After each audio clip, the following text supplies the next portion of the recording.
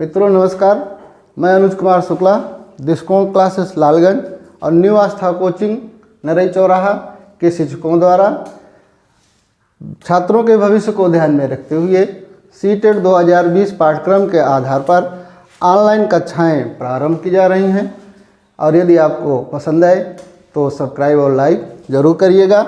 कल हम लोग मानव आवास का अध्ययन किए, आज हम जंतुओं और पक्षियों के आवास के बारे में अध्ययन करेंगे। यहाँ पर जंतुओं के आवास को लिखा गया है, जैसे कि जंतु के आवास में जैसे शेर है, शेर का आवास क्या होता है? मान या गुफा, इसे डेन कहा जाता है। बकरी और भेड़ बाड़ा या इसे पेन भी कहा जाता है। घोड़ा अस्तबल में रहता है। बिल्ली पिंजरा में। गाय और बैल शेड या साइवन कहा जाता है। जेब्रा जू या जंगल में। हाथी जंगल में। मुर्गी दड़वा या कूद कहा जाता है। चींटी बिल में। सांप बिल में, लेकिन सांप की विशेषता है कि वो स्वयं बिल नहीं बनाता है। कुत्ता कुकरशाला या उसे कैनल कहा जाता है। मधुमक्खी छत्ता या इसे हनीकम्ब कहा जाता है। इसी प्रकार से कुछ विशेष प्रकार के जंतु कुछ विशेष वातावरण या जलवायु के आधार पर कुछ विशेष प्रकार के क्षेत्रों में कुछ विशेष जंतु भी पाए जाते हैं। जैसे पश्मीना बकरी है। पश्मीना बकरी प्रसिद्ध भी है, इससे प्रश्न भी आ चुका है कि पश्मीना बकरी से ऊन बनाया जाता है और वह ऊन सबसे विश्व स्तर पर उसकी कीमत होती है और यह पाई जाती है जम्मू कश्मीर। हंगुल मृग है। हंगुल मृग भी कहाँ है? जम्मू कश्मीर में। सुनहरा लंगूर विशेष रूप से असम। फेरीज लंगूर त्रिपुरा। कैटबियर जिसे लाल पांडा भी कहा जाता है, अरुणाचल प्रदेश या सिक्किम में पाया जाता है। कस्तूरी मृग है उत्तराखंड या हिमाचल प्रदेश। कस्तूरी मृग सब लोग आप जानते होंगे, इस पर कुछ कविताएं भी हैं कि कस्तूरी मृग से सुगंधित पदार्थ प्राप्त होता है। यह नर मृग से प्राप्त होता है और नर मृग और ये पित्ताशय का भाग होता है। इसको थोड़ा सा आप जानते रहिए कि कस्तूरी मृग किस में होता है, यानी कस्तूरी कहाँ से मिलती है? नर मृग से। और ये किसका भाग होता है? पित्ताशय का भाग होता है। ये विशेष रूप से उत्तराखंड और हिमाचल प्रदेश में। गौर या बाइसन बिहार। चिंकारा या काला हिरण राजस्थान। संगा या थामिन मृग जो है मणिपुर में पाए जाते हैं। इसी प्रकार से जैसे ऑस्ट्रेलिया सब लोग जानते होंगे, ऑस्ट्रेलिया में कंगारू। ड्रैको मलेशिया में पाई जाने वाली एक प्रकार की छिपकली है। इसकी विशेषता है कि यह छिपकली उड़ती है। तो उड़ने वाली छिपकली कहाँ है या क्या नाम है? ड्रैको है, मलेशिया में पाई जाती है। स्लोथ एक प्रकार का जीव है, यानी कि बंदर की प्रजाति का जीव है जो कहाँ पाया जाता है? अमेरिका में। लेमिंग चूहे की एक प्रजाति है जो स्वीडन और नॉर्वे में पाया जाता है। इस प्रकार से सीटेट में कुछ प्रश्न आते हैं, जैसे मानव आवास हम पढ़े, ये जंतु के आवास हैं। कुछ जंतु ऐसे होते हैं जैसे आप देखे होंगे कि मधुमक्खी है, चींटी है, ततैया का नाम सुने होंगे, ततैया, ये झुंड में रहे। और हाथी ये झुंड में रहते हैं। तो कभी भी इस पर भी प्रश्न आ सकता है कि झुंड में रहने वाले जंतु कौन कौन से हैं? तो झुंड में रहते हैं, हाथी रहता है, ततैया है, मधुमक्खी है, चींटी है। मधुमक्खी और चींटी की विशेषता यह होती है कि इसमें एक रानी मधुमक्खी या रानी चींटी होती है और यही जो है अंडे देती हैं। बाकी सभी कर्मचारी होते हैं जो कार्य करते हैं। मधुमक्खियों के बारे में है कि मधुमक्खी अक्टूबर और दिसंबर के महीने में अंडे देती हैं, यानी कि अगर जो मधुमक्खी पालन का कार्य करते हों तो उनके लिए होता है कि अक्टूबर या दिसंबर के महीने में यदि वो करेंगे तो उससे ज़्यादा लाभ होगा। अन्य मधुमक्खियाँ क्या करती हैं? फल से फूलों का रस लाती हैं और शहद का निर्माण होता है। तो इस प्रकार हम जंतुओं के आवास को जान लिए और अब हम पक्षियों के आवास के बारे में अध्ययन करेंगे। हम पक्षियों के आवास के बारे में जानते हैं। तो पक्षियाँ जो अपना आवास बनाती हैं, पक्षियाँ अपना आवास अंडे देने के लिए ही बनाती हैं और अंडे देने के लिए जो आवास बनाती हैं उसे हम क्या कहते हैं? घोंसला कहते हैं। अब यहाँ पर हमको ये जानना है कि विभिन्न पक्षियाँ कहाँ कहाँ अपना आवास बनाती हैं और किस विधि से बनाती हैं। थोड़ा सा इसको जानना है, क्योंकि पिछली बार भी सीटेट में ऐसे पक्षियों के बारे में पूछा भी गया था प्रश्न। तो आइए हम जानते हैं कि गौरैया घरेलू पक्षी है। ये घरों में अलमारियों के ऊपर रोशनदान जिसको हम कहते हैं ऊपरी हिस्से पर, ये अपना घोंसला बनाती हैं। और गौरैया जो दिल्ली का राजकीय पक्षी भी है, दिल्ली का राजकीय पक्षी है, इसे हम घरेलू पक्षी के नाम से जानते हैं।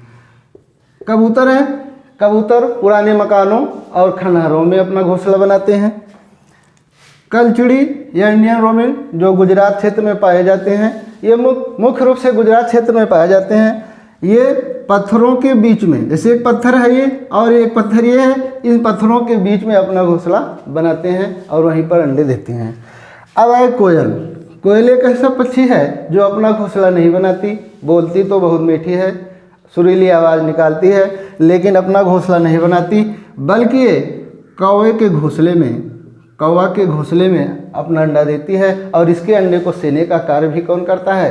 कौवा ही करता है। अब आता है ये कि कौवा घोंसला बनाता है।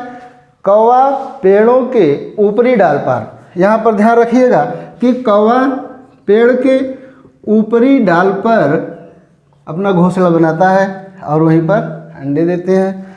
और चील, बाज और गिद्ध, चील, बाज और गिद्ध के बारे में आपको जानना है कि ये भी अपना घोंसला बनाते हैं, लेकिन जो सबसे लंबे वृक्ष होते हैं, दोनों में अंतर है कि अगर आएगा सबसे ऊंचाई पर कौन पक्षी है जो घोंसला बनाती है, तो कौवा है। लेकिन लंबे वृक्षों पर घोंसला बनाने का कार्य कौन करते हैं? चील, बाज और गिद्ध हैं।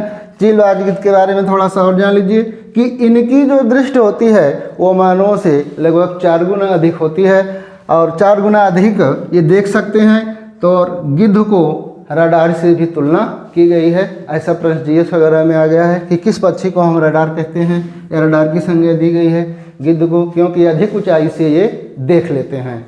अब आगे हम चलते हैं कि बसंत गौरी है। बसंत गौरी एक पक्षी होती है। बसंत गौरी जो गर्मियों में, गर्मी के महीने में टुक टुक की आवाज़ करती रहती है, आप सुनते भी होंगे। तो जब अगर ये टुक टुक की आवाज़ करती है, ऐसे अपना चोंच मारती है, तो इसका मतलब है कि ये पेड़ के तनों में गहरा छेद करती है और गहरा छेद करके अपना घोंसला बना लेती है। तो यहाँ पर ध्यान रखिएगा कि पेड़ के तनों में छेद करके अपना घोंसला कौन बनाती है? बसंत गौरी है। कौन सी पक्षी है जो गर्मी के महीने में टुक टुक की आवाज़ करती रहती है? बसंत गौरी है। अब आगे हम आते हैं शक्करखोरा। शक्करखोरा पक्षी, शक्करखोरा पक्षी जो होती है ये छोटे छोटे वृक्ष, छोटी छोटी झाड़ियों पर अपने घोंसले बनाती हैं। और इनकी विशेषता ये होती है कि इनमें जाने के लिए चारों ओर से बंद होते हैं। शायद अगर आप लोग कहीं देखे होंगे कि चारों ओर से इनके घोंसले बंद होते हैं और एक तरफ से आने जाने का मार्ग छोटा सा बना होता है। तो चारों ओर से बंद झाड़ी और छोटे वृक्षों पर अपना घोंसला कौन बनाती है? शक्करखोरा पक्षी है जो घोंसला बनाती है।